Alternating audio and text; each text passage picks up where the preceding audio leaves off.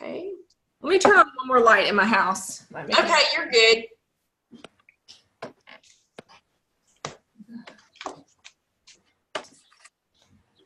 And before you get started, just let me take a brief second to introduce you. I met Monique, I don't even know how many years ago, through BNI.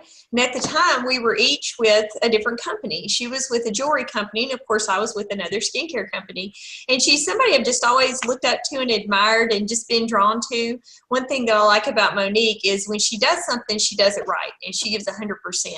And she's done a lot with fitness lately, and she is so super dedicated to that. And I'm just going to tell y'all, with my fitness, sometimes I do good, sometimes I don't. But she's somebody that I can look up to because she's so consistent. And we have a lot in common. We're both married and have 3 boys, and we're stay-at-home moms. And her sons crack me up. I love being Facebook friends with her because her sons say the funniest things. And I'm so glad you're writing it down because you'll forget most of that one of these days, and you can go back and read that. So just wanted to introduce her, and she was so gracious to offer to come and do this little chat with us. And I think it's something that we can all benefit from. And if you have any questions, I know she's going to give you all time for that. If you have a TruAura question, hold it till the end. We're going to finish the recording, and we'll let Monique go. And then if you guys have anything else you want to discuss, then we can stay on. All right, Monique, thank you for being on with us tonight. Thank you, Michael Ann. Okay, so I am recording in the group as well as on the Zoom call. So I will try to simultaneously look into both cameras here. But anyway, yeah, so Michael Ann, thank you so much for letting me just jump on and share a little bit about what I do, because I think the information that I'm wanting to share with you guys tonight will be really helpful for you in your business, specifically because sometimes we don't know why we do the things we do. We don't know what's keeping us from doing certain things. And so when we have a better understanding of it, we can kind of progress and figure out the things that are holding us back. So I was introduced to Enneagram, and if you have heard of the Enneagram, you can comment either here in the Zoom call or on the live video if that is something that you're familiar with. I did have Michael Ann add the test, so you may have taken the test before you came on the call, but basically it is one of the best personality systems, and it's based off of 9 types. And so each person, like you are all one of the 9 types, is going to be your primary type. And sometimes it takes learning the in-depths of all of the numbers to figure out what your exact type is. So there is the online test, but that's really about 70 to 80% accurate. The way that you can kind of find out exactly what you are, what I recommend to most people is take the top 3 results that you get from the online test, and then from there, really listen to the core fears and core motivators, because that will help you to kind of have a better understanding. So the way that I got into this is I had heard of the Enneagram, but then our church did a marriage retreat on it a year ago, and myself and my husband both had to take the test before we came in to the conference, and it just made so much sense of so many different things. Like me personally, I was like, oh, this is why I do certain things, or this is why I shy away from other things, or this is why I communicate the way that I do, and it helped me understand him better. It was just very eye-opening. And so I have been working as a fitness and nutrition coach, just helping people and coaching them. And kind of through that, I had progressively started just getting involved in their lives and, you know, sharing and giving advice in that area. And so when I learned about the Enneagram, I had one person that I was working with on her fitness and nutrition, and she was like, I don't know why I'm struggling with this so badly. She was like, I just can't stay on track. And so I had her take the Enneagram test, and I said, this is why. And I explained to her, you know, I said, listen, you're an all or nothing kind of person. And sometimes that's okay, but sometimes that hurts you when you're trying to do something. Like, it's okay for you to slip up and just get right back on track. And so it kind of gave me clear understanding into helping the people who I was working with. So I went back and I got certified in it. And so now I'm just working with people one-on-one and those who are in business to learn a little bit about themselves. And so I'm going to go through and talk about all 9 of the numbers. And again, comment if you have taken, if you're watching the live video, comment if you've taken the test, if you know what your number may be. And then I'm going to go through it in a little more depth. So I'm going to share my screen for those of you who are on the Zoom. I'm going to share my screen here. And so for all 9 of the types, let me see if I can switch over my live call to see. Okay, so if you can see here, it describes all 9 of the different personality types. Here, it's kind of like it's a circle, and then you see these lines, and you're like, what are all these lines about? And so I'll explain that in a second, but it all kind of works together. So the first type, type 1, is the moral perfectionist. So this person really tries to do things accurately, fairly. The main thing that they are focused on is wanting to be seen as someone who has high morals. And so whenever you're working your business, this may be someone who they really are concerned with what other people think, as far as, am I coming across the right way? I don't want to be coming across as, you know, a salesperson or that kind of thing. And so you want to be understanding of, if this is your type, that may be something for you to be aware of. Let me actually switch over here to the core fears and the core motivators. Okay, so your core fear, if you're type 1, is a fear of being bad, evil, angry, wrong, inappropriate, corrupt, irresponsible, and condemned.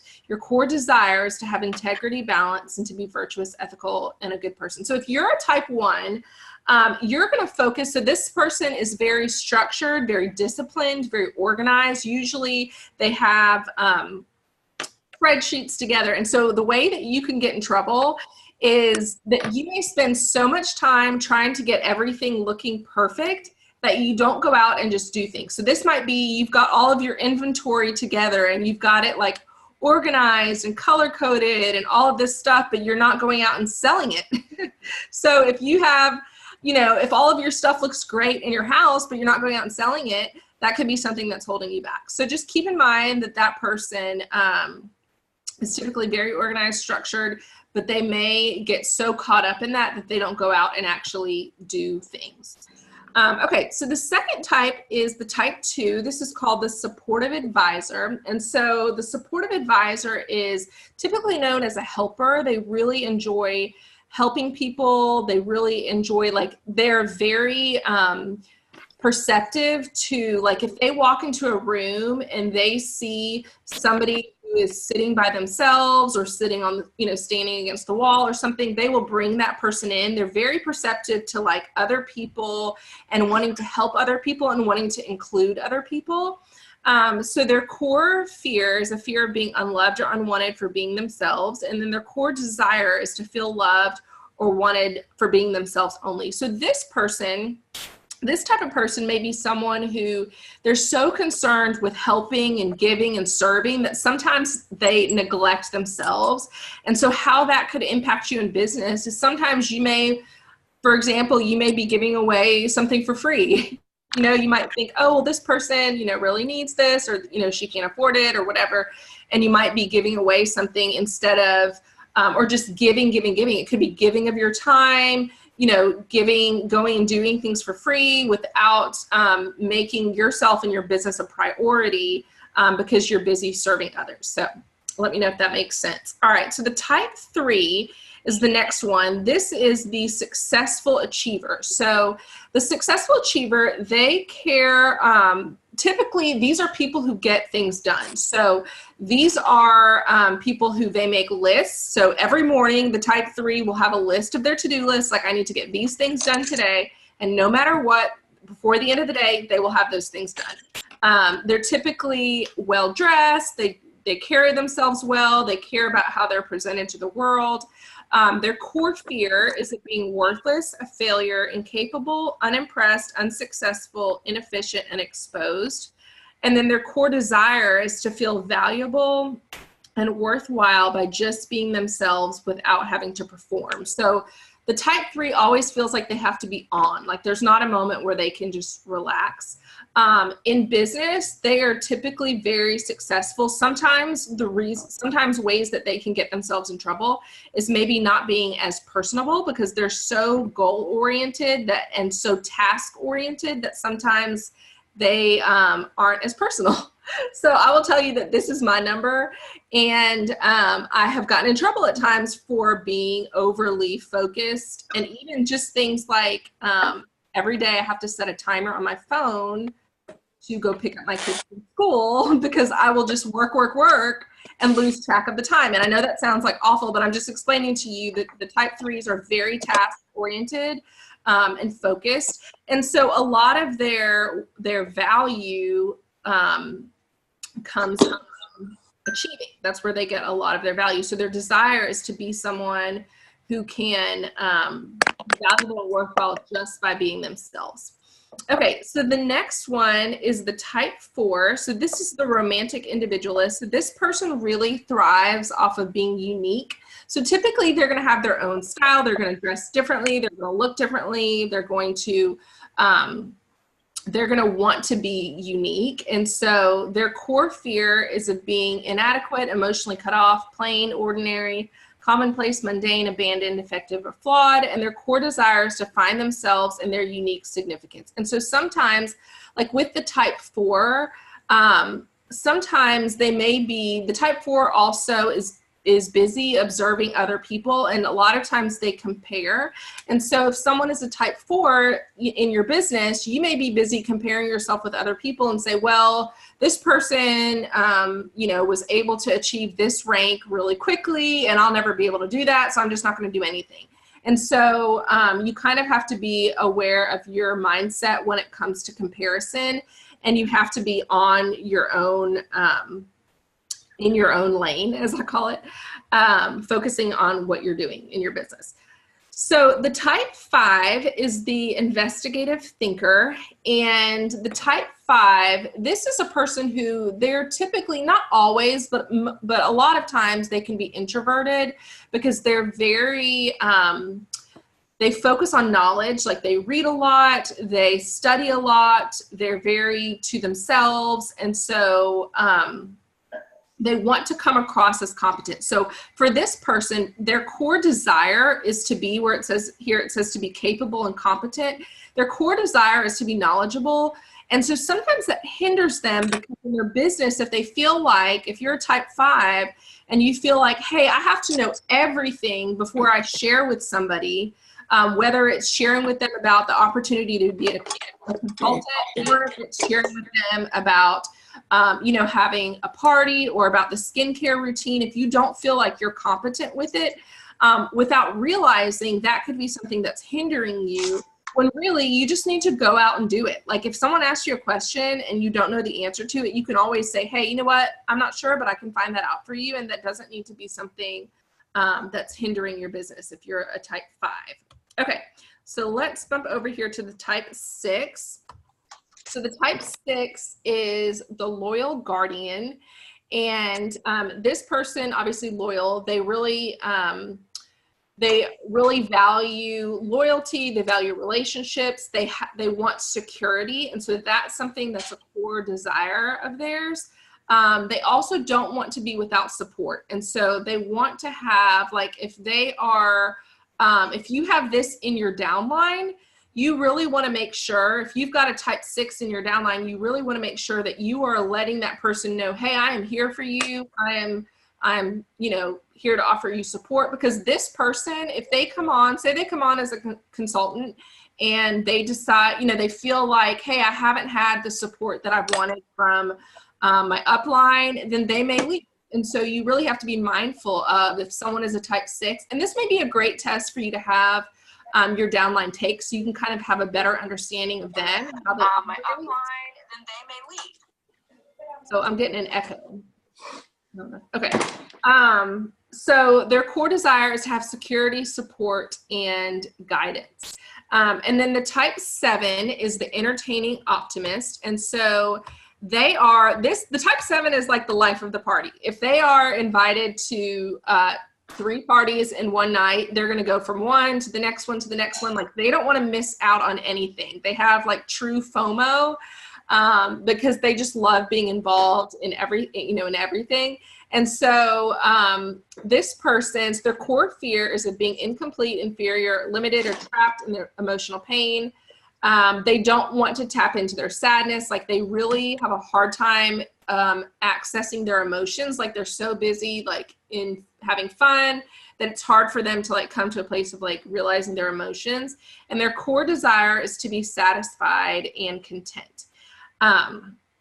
And so for the type 7, if that's you, you just have to be aware of that, because sometimes the type 7 is just jumping from the next thing, from one thing to the next thing to the next thing, because they're wanting to be satisfied. And so I encourage you to, if you have seen people who have been in this business with you, whether it's with Beauty Control before, or now with TruAura, like having longevity, like a long mindset, and knowing, hey, I'm in this and I'm going to work it, and I want to have the mindset that this is for life, and working it in a way where you're not thinking, okay, I'm going to try this out for a little bit and then switch to something else. Like, you really want to have a long-term mindset. So for the type 7s, it might be a little more difficult because they do have a more short-term perspective, but just being mindful of that. Okay, so the type 8, is the protective challenger. So this is actually the most aggressive number of all of the numbers on the Enneagram. And by the way, there's no bad number. There's no bad number. There's no wrong number. All of the numbers are the same. Every number has strengths to it and weaknesses to it. But the type 8 and the type 3, like when I was talking about the type 3 being getting things done, the type 8 is also a go-getter. Like, the type 8 gets things done. And so the type 8 is typically going to be a little more aggressive. They are the type of person that when they see something, if they see something that needs to be taken care of and nobody's taking care of it, like, they will get on it and take care of it. If they see a group of people who are not being led, they will take charge and they will lead. So this can be seen in a good and a bad way. So like, there are a lot. So some famous 8s, Donald Trump is an 8. Martin Luther King is an 8. If you think about like what Martin Luther King did in that movement of like, somebody who sees injustice and just like takes action. So those are the type 8s. They will see something and they will take action. So part of, with the type 8, part of something that you have to be mindful of is, because they are the most aggressive number on the Enneagram, sometimes they can do and say things that other people can interpret as maybe too much or offensive or anything like that. And so sometimes they just have to be aware that they do come across a little more intense than any of the other numbers on the Enneagram. But typically they are people who get things done. So when it looks at their core fears and their core desires, their core fears of being weak, powerless, vulnerable, underestimated, humiliated, harmed, manipulated, and at the mercy of injustice. And their core desire is to protect themselves. And so for the 8s, like, you are typically people who are getting things done. You're typically also people who are results oriented and goal oriented. And I would encourage you, no matter what number you are on the Enneagram, to have specific goals in mind for yourself and have a vision. Because if you're just like wandering and you're not really sure, like, what am I doing with my business, or what do I do if I have product left over from Beauty Counter, or if I have product, now, like, what am I supposed to do with it? You need to have clear goals, whether they're income goals. Say you say, hey, this month I'm going to bring in X amount of dollars. And so, like, for me personally, as Michael Ann said, I'm a work from home mom. And so for me, I've got a board in my office that says X amount. I break it down weekly.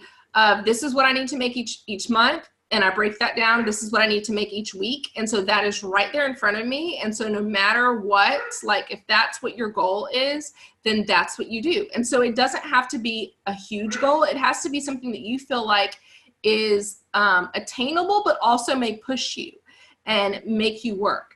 And so those are going to be the things that keep you focused, because if you're just out here wandering and you're not sure what you want out of your business, you're not sure what to be doing every day, then you're not going to succeed if you don't have a clear vision and a clear purpose. And so sometimes it takes like even taking that a step back and looking at a long-term perspective, like say, hey, 5 years from now, 10 years from now, what are the things I want? And then reverse engineer that and help you do the daily tasks so that you know. So like I told you, okay, this is what I have to do every week. Then I break that down daily and say, okay, every day when I'm sitting down at my computer to work, like what are the things I need to do? Anyway, all that to say, the type 8s get that. Like they typically know this is what I need to do to get this done, and they don't really let anything else get in the way. Okay, and then the last one is the type 9, and so this is the peaceful mediator. And so the type 9 is somebody who avoids conflict. And so they really, their core desire, where it says here, is to have inner stability and peace of mind. And so because they are avoiding conflict, and because it's a struggle for them to get involved in conversations that are conflicting, like if you're a type 9, you need to recognize that in yourself, because that might be what's holding you back. Because if you need to reach out to people and, you know, invite so many people to do a party or do a skincare, get together, or come over to their home and show them some of your product. Like if you're subconsciously thinking that this may cause conflict, or they may say no, like just be aware, if you're the type 9, that, hey, this is part of my personality and I need to overcome that challenge and just go out and do the things that are hard. And so I'm going to flip over the live video here, if y'all can see me. Okay, so basically that was all 9 of the types. So I'm going to, whoa, sorry guys. Sorry for y'all watching on the live here. I just dropped my phone. Okay, so I'm going to open it up to questions. I know that was a lot of information, but I'm going to open it up for questions. Okay, can y'all see? Did I stop sharing? Yes, we can see. We can see the screens of who's on. Okay. All right, I wanted to make sure I was at the right thing. Okay, so that was a lot of information, but my goal was for you to, and if you haven't taken the test, you can always take it and then go back and just watch this video, and it would be a lot more clear. And also, if you would like to send me an email, and I will send you a PDF that'll give you more information about your number, and it's just Monique Scrip @gmail.com. It's Monique, MONIQUE, SCRIP @gmail.com. Okay, so Pam says, Michael Ann have the test. Okay, so the test link, if you go under the group page, there's a link. It's called similarminds.com, but it has like the exact link on there. And I can also go back after the live video, I can go back and add that on there. Right. I was going to say that's fine if you just want to make a post after the video with all the information as well. That would be great since you're on the page. Yes. So yeah, if you want, if you would like additional information just for yourself personally, so what I do is if somebody is just wants to learn a little bit about themselves, you can set up a 30-minute call with me. It's completely free. I'll go through your number in more depth and just answer some of those questions. Okay, let me look at the chat here. Is this like the behavior styles? I'm not familiar with the behavior styles, but if you have heard of like the Myers-Briggs or Strengths Finders or any of those, this is a personality test. The difference is, and I truly only gave you like the surface level of it. It's so much more in depth. Like if you saw the diagram that had all the lines and colors and things, there's a lot more to it. And there's a lot more that happens. Like if you're stressed, you're going to look one way. If you're healthy, like growing in a healthy way, emotionally, you're going to look one way. If you're, when you're communicating, it's going to look like one thing. When you're parenting, it's going going to look like one thing depending on your childhood patterns. Like there's a lot to each number, but if you have heard of like Myers-Briggs and things like that, a lot of those will address who you are, but they don't address your motivator. So for example, it may say, hey, you're extroverted or you're introverted or, you know, whatever, but it doesn't talk about, these are the things that drive you. This is the thing you're fearful of. These are things that may have happened to you in your childhood that caused you to be this way or to think this way. So it's kind of like every one of us is wearing a pair of sunglasses that's tinted a different color. And so if I'm wearing a green pair, you know, green tinted pair of sunglasses, and then Michael Ann's wearing a, you know, orange tinted pair of sunglasses, like our perspectives are going to be different and we're going to see things differently. And so you also want to be mindful of that as you are talking with people and, you know, offering them what it is that you have to offer them. Because for example, if you're offering somebody, say you've given somebody some samples to try, and they're asking you a lot of questions and they're hesitant and they're, you know, they might be a type 5 where they're the investigative thinker and they have a lot of questions and they may be very willing to purchase what it is that you're offering them, but they may need all of their questions answered in order to do that. Does that make sense? So like if there's somebody who, you know, like I'm more of like an emotional, I'm like, Michael Ann, can you get these bags under my eyes taken care of? And if you can, I will buy your product. You know, it's, for me, that's how I make decisions. But anyway, but like if somebody does have to like look through all the ingredients and like, you know, really study it, just be patient with them and be mindful that that might just be the way that they make their decisions, if that makes sense. So. All right, what other questions? Let me see if there's any questions on the live. There's a lot of y'all watching live. I'm glad.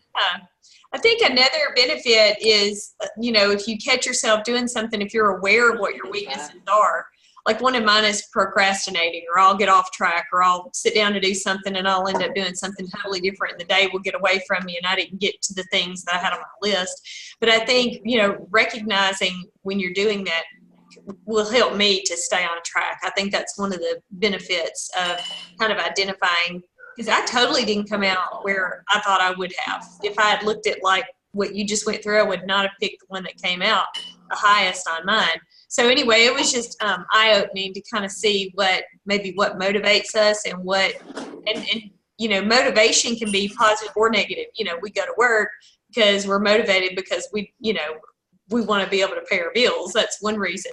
But motivation can also be, you know, here's your reward for doing a job well done. So I guess just being aware is very helpful to know. Yes. And also, that's a really good point. Also, that your strength can be the thing that keep you focused. So for example, if you're a motivator, you said your highest one was a type 2. And so if that's accurate, I don't know, just because all the tests are not 100% accurate, but if you feel like that's accurate, then it could be, if you're someone who likes helping people, it could be, hey, this month I'm going to help 5 people get started with a business this month. And so instead of it being like a quota, you know, I've got to meet this quota or I've got to hit the sales goal. Like if you're people focused and you have that perspective in front of you, like I want to help this many people, that may be more of a motivator than just a monetary, you know, number, if that makes sense. Absolutely. So for all of the numbers, you know, they can kind of have in front of them the thing that's motivating them. So any other questions?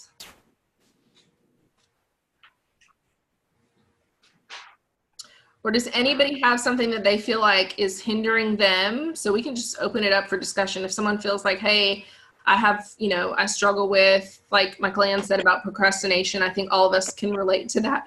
I will say too, that no matter where you are, so like if you work a full-time job and you do this on the side, time blocking, like finding blocks of time where you can work it no matter what and set non-negotiable things. So it doesn't always have to be like you don't always have to like do a massive amount of work every day. Like if you block out time, but you're consistent with it, then that's huge, because you will still be able to move forward. If you're doing something every day, even if it's a little bit of something every day, then you're still moving forward and progressing. It doesn't have to be, you know, a big chunk of time, but it does need to be disciplined.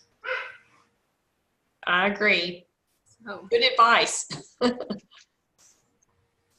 Consistency is the key for sure. Yes, and not making excuses. I don't know if you've heard of, there's a book called Extreme Ownership, and it's written by two guys who were in the military, and basically they just talk about like no matter what, you are going to do what you need to do. Like if you need to get up, you know, I'm a fitness person, so I'll say if you need to get up and work out at 5 a.m. to get your workout done, like it doesn't matter if you're tired or if you don't feel like it, or, you know, whatever. It's cold outside, you don't feel like getting up, but if you say you're going to do something, you need to do it. And so that's the same thing with your business, just being disciplined. You'll be shocked at how much you can achieve when you stay consistent. So, well, that is what I have. So any last thoughts?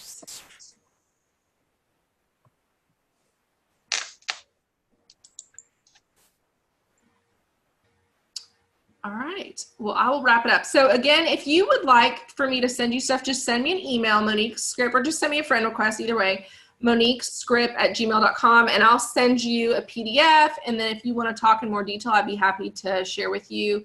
Thank you, Pam. I appreciate that. But yeah, this is something that there's a lot more to it, but if you learn about your number, and you can Google it, I mean, if you learn about your number in depth, I think you'd be really surprised at how much this can help you out. Thank you, Jamie. All right. Well, you guys have a great rest of your day. I will stop. I guess I will end the meeting here. So, all right. All right. Thanks so much, Michael Ann. Thank you. I appreciate your time. All right. Thanks. Bye-bye. Bye.